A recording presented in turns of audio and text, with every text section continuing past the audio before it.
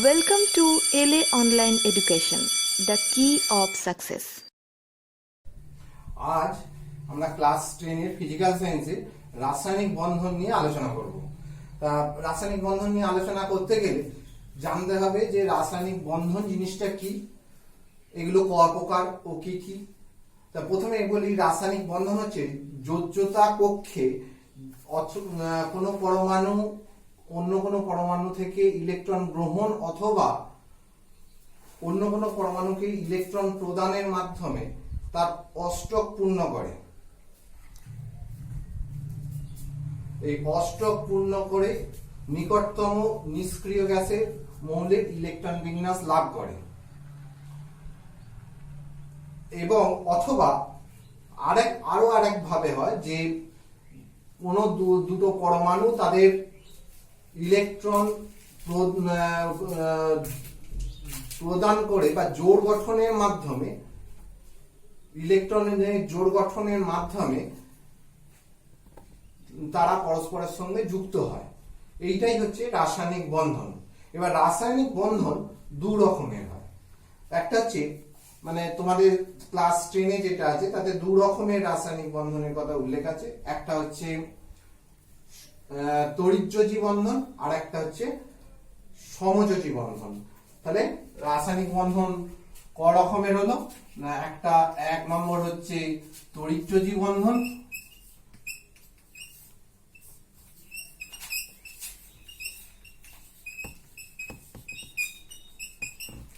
আর একটা হচ্ছে সমযোজী বন্ধন।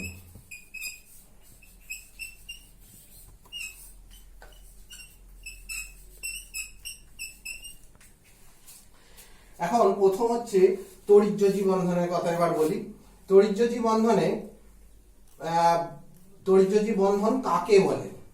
তড়িৎযোজী বন্ধন হচ্ছে যখন কোন পরমাণু তার নিকটতম নিষ্ক্রিয় মৌলের ইলেকট্রন বিন্যাস লাভের চেষ্টায় এক বা একাধিক ইলেকট্রন ত্যাগ করে ক্যাটায়নে পরিণত হয়, আবার অপর একটি পরমাণু একই কারণে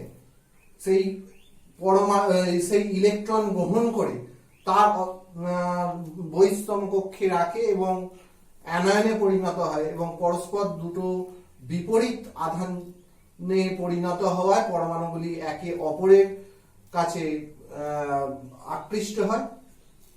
ঠিক আছে, আকৃষ্ট হয় দিয়ে যে যৌগ গঠন করে বা একে অপরের সংস্পর্শে আসে, এইটা কি বলবো? তড়িৎযোজী বন্ধন। ঠিক আছে, তড়িৎযোজী বন্ধনে পরিমাপ করা হয় যে কতগুলো ইলেকট্রন গ্রহণ অথবা কতগুলো ইলেকট্রন গ্রহণ করলো অথবা কতগুলো ইলেকট্রন ত্যাগ করলো, তার উপরই এই পরিমাপ করা হয়। এবার এই যে তড়িৎযোজী বন্ধনে আবদ্ধ পরমাণুগুলো থেকে যে যৌগ গঠন হলো, সেই যৌগের ধর্ম সম্বন্ধেও আমাদের কিছু জানতে হবে। সেই প্রথমেই বলা যায় যে তড়িৎযোজী বন্ধনে আবদ্ধ যৌগগুলো গলনাঙ্ক এবং স্ফুটনাঙ্ক খুব বেশি হয়। যেমন আমরা জানি যে সাধারণ লবণ যে আমরা ইউজ করি সোডিয়াম ক্লোরাইড, যে সোডিয়াম ক্লোরাইডের স্ফুটনাঙ্ক হচ্ছে 1600 ডিগ্রি এবং গলনাঙ্ক হচ্ছে 820 ডিগ্রি।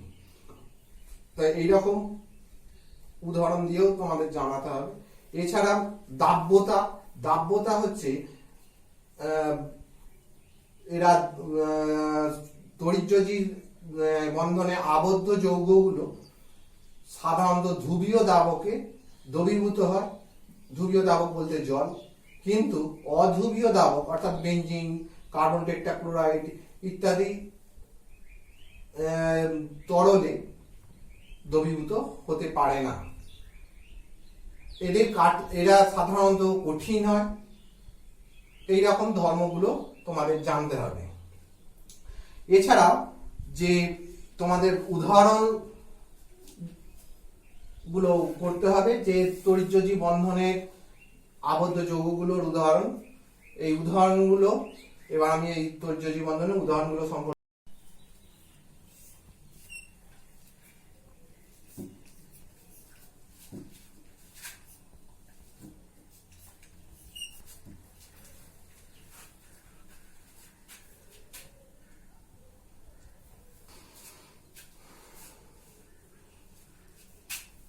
এখন যে দুটো উদাহরণ আমি তড়িৎযোজী বন্ধনের উদাহরণের কথা বলেছিলাম, যে ডট পদ্ধতিতে, লুইস ডট পদ্ধতির সাহায্যে যে Na অর্থাৎ সোডিয়ামে মোট 11টা ইলেকট্রন থাকে, প্রথম কক্ষে দুটো, দ্বিতীয় কক্ষে 8টা এবং সর্বশেষ কক্ষপথে একটা ইলেকট্রন থাকে। অপরপক্ষে ক্লোরিনের সর্বশেষ কক্ষপথে 7টা থাকে, তার ইলেকট্রন বিন্যাস হচ্ছে 2, 8, 7। সোডিয়াম তার সর্বশেষ কক্ষপথ থেকে একটা ইলেকট্রন ত্যাগ করে এবং Na+ অর্থাৎ ক্যাটায়নে পরিণত হয়। অপরপক্ষে ক্লোরিন তার সর্ববহিস্থ কক্ষপথে ওই ইলেকট্রনটা গ্রহণ করে এবং অ্যানায়নে পরিণত হয় এবং বিপরীত তড়িৎধর্মী হওয়ায় পরস্পরকে আকর্ষণ করে এবং NaCl এর ক্ষুদ্রতম কণা গঠন করে। ঠিক একইভাবে আমরা যদি ক্যালসিয়ামের দেখি, ক্যালসিয়ামের ইলেকট্রন বিন্যাস হচ্ছে 2, 8, 8, 2। ক্লোরিনের হচ্ছে 2, 8, 7। এখানে ক্লোরিনের কথা আগেই বলেছি, এখানে ক্যালসিয়ামের সর্ববহিস্থ কক্ষপথে দুটো ইলেকট্রন আছে, এর ইলেকট্রন বিন্যাস হচ্ছে 2, 8, 8, 2। ক্যালসিয়াম ওই দুটো ইলেকট্রনকে ত্যাগ করে এবং Ca++ ক্যাটায়ন রূপে পরিণত হয়। অপরপক্ষে ওই ক্লোরিন পরমাণু ওই ইলেকট্রন দুটি গ্রহণ করে এবং 2Cl- এ পরিণত হয় এবং বিপরীত আধানে আহিত দুটি আয়ন পরস্পরের নিকটে আসে এবং CaCl2 উৎপন্ন করে। ঠিক এইভাবেই তোমাদের আরো উদাহরণ করতে হবে, কারণ এই উদাহরণগুলো পরীক্ষায় আসে যে এটা কোন জাতীয় যৌগ, তোমাকে এই ডটের মাধ্যমে তোমাকে দেখাতে হবে এবং বলতে হবে যে এরা তড়িৎযোজী না সমযোজী যৌগ। আরো যদি দেখাই, লিথিয়াম আর হাইড্রোজেনের একটা থাকে আমরা জানি, ঠিক আছে, তার একটাই ইলেকট্রন, একটাই কক্ষপথে একটা ইলেকট্রন বর্তমান, আর লিথিয়ামের হচ্ছে 2, 1 অর্থাৎ সর্বশেষ কক্ষপথে একটা ইলেকট্রন থাকে। এই লিথিয়াম একটা ইলেকট্রন হাইড্রোজেনকে দিয়ে দেয়, তাহলে দিয়ে দিলে কি হবে, দিয়ে দিলে Li+ হয়ে যাবে, প্লাস H- হয়ে যাবে, দিয়ে LiH গঠন করবে। আচ্ছা, আরো দু একটা উদাহরণ দেওয়া যাক। ক্যালসিয়ামের সর্ববহিস্থ কক্ষপথে দুটো ইলেকট্রন বর্তমান, এর ইলেকট্রন বিন্যাস হচ্ছে 2, 8, 8, 2। এর সঙ্গে যুক্ত অক্সিজেনের হচ্ছে 2, 6 অর্থাৎ সর্ববহিস্থ কক্ষপথে 6টা ইলেকট্রন বর্তমান।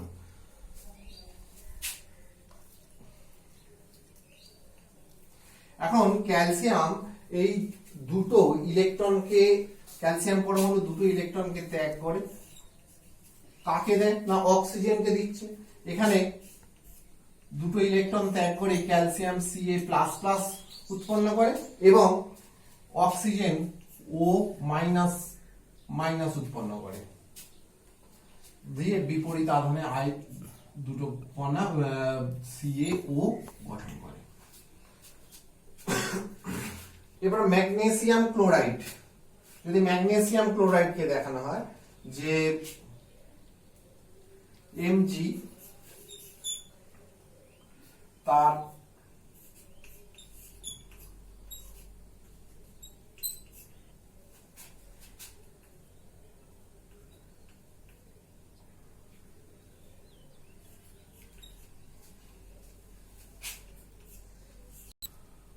এখানে Mg দুটো ইলেকট্রন ত্যাগ করে এবং সেখানে Mg plus plus plus Cl 2Cl minus গঠন করে, দিয়ে Mg Cl2 গঠন করে। এই গেল মোটামুটি তড়িৎযোজী বন্ধন সম্পর্কে তাদের উদাহরণ। তোমাদের এই উদাহরণগুলো সম্পর্কে জানতে হবে। আর এরপরে আমরা আসব সমযোজী বন্ধনের। এখন আমরা সমযোজী বন্ধন নিয়ে শুরু করব। এতক্ষণ বললাম যে তড়িৎযোজী বন্ধনের কথা। এখন সমযোজ্যতা কাকে বলবো? না, পর্যায় সারণীর নিকটতম নোবেল গ্যাসের সুস্থিত ইলেকট্রন বিন্যাস লাভের চেষ্টায় যখন দুটি পরমাণু ভূমিস্তরে তাদের যোজ্যতা কক্ষের অযুগ্ম ইলেকট্রনগুলি মিলনে গঠিত এক বা একাধিক ইলেকট্রন জোড় সমভাবে ব্যবহার করে, মানে সমভাবে ব্যবহারের মাধ্যমে পরস্পর রাসায়নিকভাবে মিলিত হয়, যে ক্ষমতা লাভ করে তাকেই বলবো সমযোজ্যতা। এই সমযোজ্যতা যে অণুগুলো গঠিত হয় বা যৌগগুলো তৈরি হয় সেগুলোকে সমযোজী যৌগ বলবো। এর পরিমাপ কিভাবে করব? না, সমযোজী যৌগের পরিমাপ করা হয় যে কতগুলো জোড় গঠন হয়েছে তার উপরে, অর্থাৎ কতগুলো ইলেকট্রন প্রদানের মাধ্যমে জোড় গঠন হয়েছে সেই সংখ্যার দ্বারাই সমযোজী যোজ্যতার পরিমাপ করা হয়। এখন সমযোজী যোজ্যতার ফলে সৃষ্ট যৌগগুলি অর্থাৎ সমযোজী যৌগগুলি ধর্ম কি সেগুলো সম্বন্ধে জানতে হবে। যেমন এরা সাধারণত কঠিন, তরল, গ্যাসীয় সবই হতে পারে। এরপর এদের গলনাঙ্ক এবং স্ফুটনাঙ্ক অপেক্ষাকৃত অনেক কম হয়। এরা ধ্রুবীয় দ্রাবকে অর্থাৎ জলে অদ্রাব্য হয়, কিন্তু জৈব দ্রাবক অর্থাৎ অধ্রুবীয় দ্রাবকে দ্রবীভূত হয়। মানে অধ্রুবীয় দ্রাবক কারা? না, বেনজিন, কার্বন টেট্রাক্লোরাইড ইত্যাদি হচ্ছে অধ্রুবীয় দ্রাবক, তাই এতে ওরা দ্রবীভূত হতে পারে। এখন এরপর আমাদের আসতে হবে যে এদের উদাহরণ সম্পর্কে, যে কোন কোন সমযোজ্যতার সাহায্যে যৌগ গঠন করে। এখন কিছু কিছু মৌল তাদের অনুগঠনও কিন্তু এই সমযোজ্যতার মাধ্যমে করে থাকে। যেমন ধরা যাক হাইড্রোজেন, হাইড্রোজেনে সর্ববহিষ্ঠ কক্ষপথে একটা ইলেকট্রন থাকে। তাহলে দুটো হাইড্রোজেন পাশাপাশি যখন এসে এই জোড় গঠন করে, এখানে দুটো হাইড্রোজেন এসেছে, দেখা যাক হাইড্রোজেনের এই একটা ইলেকট্রন পাশাপাশি হলো, এরা এই জোড়টাকে উভয়ই সমভাবে ব্যবহার করে। এই জোড়কে উভয়ই সমভাবে ব্যবহার করে। এখানে হাইড্রোজেন হিলিয়ামে ইলেকট্রন বিন্যাস লাভের চেষ্টা করেছে, দিয়ে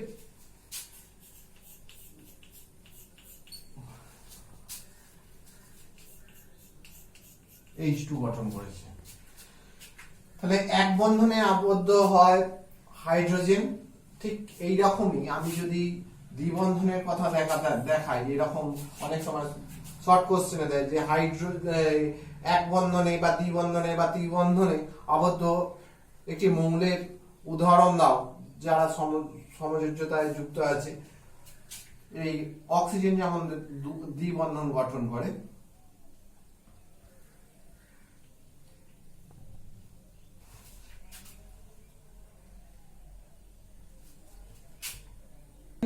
তার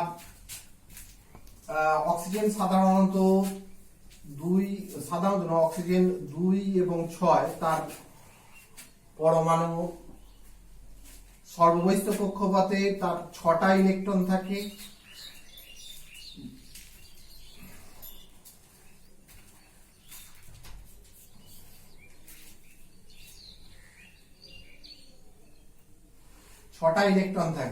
এখন এই 6টা ইলেকট্রন তারা কি অষ্টক পূর্ণ করার জন্য বা নিকটতম নিষ্ক্রিয় গ্যাসের পরমাণুর ইলেকট্রন বিন্যাস লাভের জন্য তারা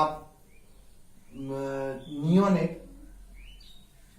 ইলেকট্রন বিন্যাস লাভ করতে চায় এবং উভয়েরই দুটো দুটো করে ইলেকট্রন প্রদান করে দিয়ে অক্সিজেন অণু গঠন করে।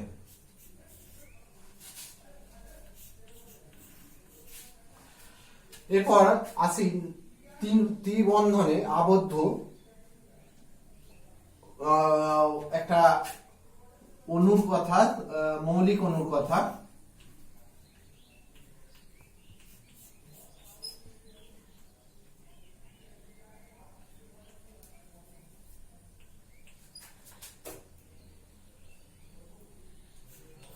নাইট্রোজেনের সর্ববহিস্থ কক্ষপথে 5টা থাকে, তাহলে নাইট্রোজেন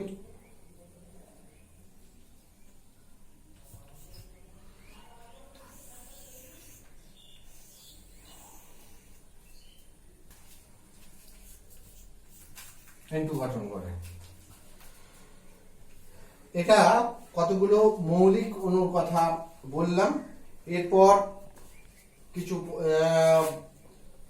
আমরা লুইস ডট নামকরণ হয়েছে, জে.এস. লুইসের নাম অনুসারে তার প্রবর্তিত নিয়ম অনুসারে এই ডট পদ্ধতিতে করানো হয়। একে ডট এবং ক্রস পদ্ধতির মাধ্যমে করানো হয় বলে একে লুইস ডট পদ্ধতি বলা হয়।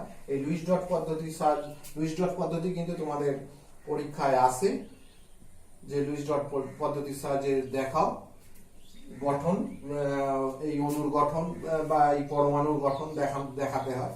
যেমন ধরো জলের অণু, এখন হাইড্রোজেন এবং অক্সিজেন নিয়ে জল হয় আমরা জানি।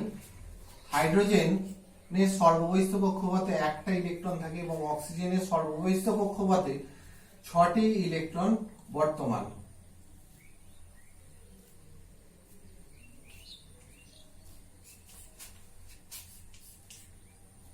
এখন হাইড্রোজেন একটি ইলেকট্রন এবং অক্সিজেনের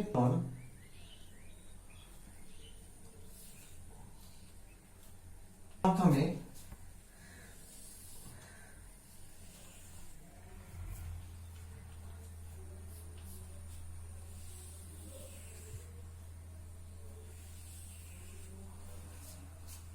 এইভাবে জোড় গঠন করে। এখানে আরেকটু ভালো হয় যদি আমরা হাইড্রোজেনটা ক্রস চিহ্ন সাহায্যে দেখাই, তাহলে আমরা দুটো পরমাণু ইলেকট্রন গুলোকে আলাদাভাবে বুঝতে পারি এবং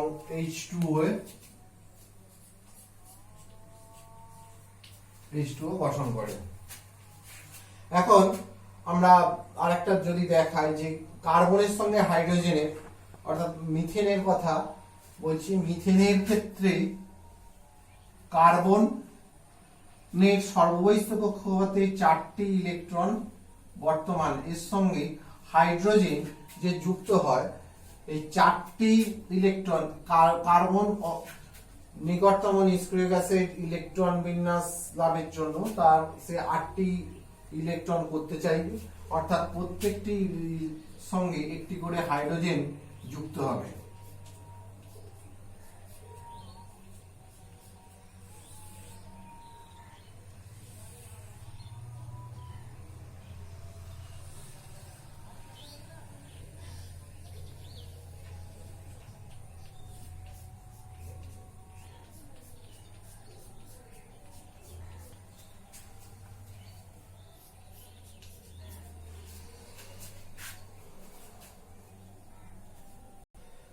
আচ্ছা, একইভাবে আমরা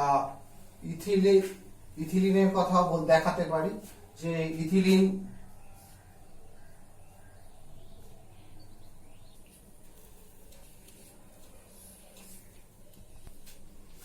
এখানে দুটি কার্বন পরস্পর তাদের মধ্যে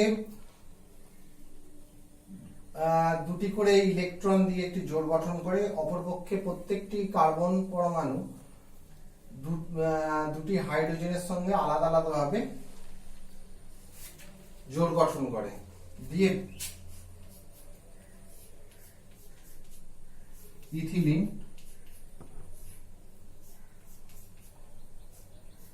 অণু গঠন করে। এবার দেখাই তিন বন্ধনে একটা উদাহরণ দেখাই ত্রিবন্ধনে। এবার যেটা ত্রিবন্ধনে বললাম যে অ্যাসিটিলিনের কথা, অ্যাসিটিলিনের ক্ষেত্রে কার্বনের মধ্যে তিন বন্ধন দেখা যায়।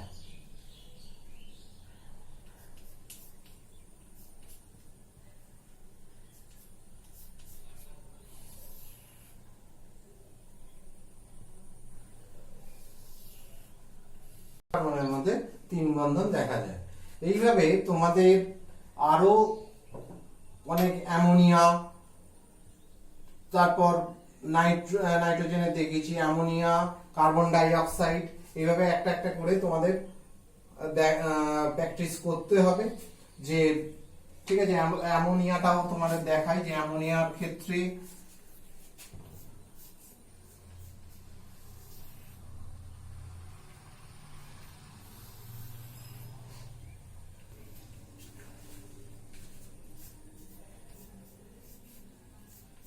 NH3 কিভাবে গঠিত হয় তা ডটের মাধ্যমে দেখানো হলো।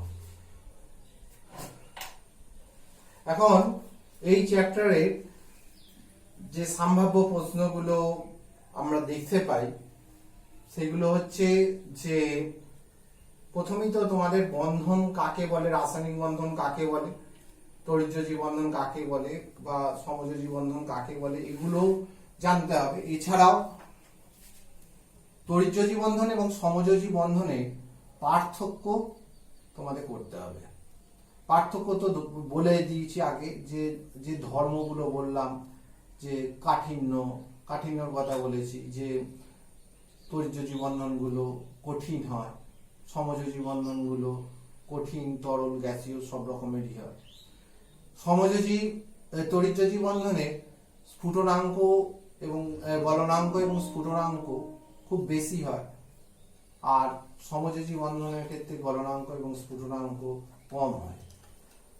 তড়িৎযোজী বন্ধনের দাব্যতাতে বলবে তড়িৎযোজী বন্ধনের দাব্যতা সাধারণত জলে দাব্য, অর্থাৎ ধ্রুবীয় দ্রাবকে দাব্য, অধ্রুবীয় দ্রাবকে অদাব্য। আর সমযোজীর ক্ষেত্রে ঠিক বিপরীত, ধ্রুবীয় দ্রাবকে অদাব্য কিন্তু অধ্রুবীয় দ্রাবক যেমন বেনজিন এরা দ্রাব্য হয়। আর যেগুলো পড়ে সেগুলো হচ্ছে লুইস ডট গঠনের মাধ্যমে, যেগুলো এতক্ষণ ধরে তোমাদের দেখানো হলো। লুইস ডট গঠনের মাধ্যমে যৌগগুলোর লুইস ডট গঠনের মাধ্যমে যৌগগুলো হচ্ছে সেগুলো দেখাতে হবে। আর কখনো কখনো এরা কোনটি তড়িৎযোজী কোনটি সমযোজী, এই চ্যাপ্টার থেকে এই প্রশ্নগুলো তোমাদের ভালো করে করতে হবে।